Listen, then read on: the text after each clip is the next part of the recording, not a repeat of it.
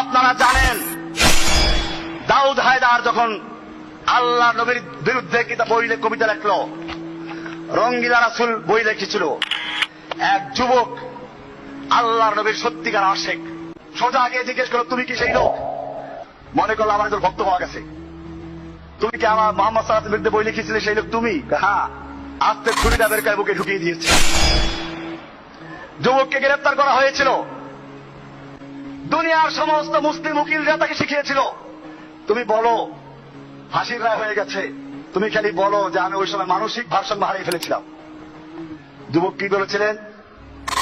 যুবক আল্লাহর বলেছিলেন, আমি স্বেচ্ছায় স্বজ্ঞানে সুস্থ অবস্থায় এই লোককে হত্যা করেছি, কারণ যেই ব্যক্তি আমার নবীকে গালি দিয়েছে, আমার নবীর বিরুদ্ধে বৈকরণ দ্বারা সাহস করেছে, আমার নবীর মহব্বতের তাকাদা ছিল সেই লোককে দুনিয়া থেকে বিদায় করে দেওয়া, আমি সেজন্য বুঝে শুনে সুস্থ স্বজ্ঞানে হত্যা করেছি। এজন্য যে আমার ফাঁসি হয় আমি মাথা বেঁধে রাজি আছি। এ সার কটকর সেরে পায়ে মোহাম্মদ লে যায়, মারনা উসি কো কাহতে হে মারনা যায়।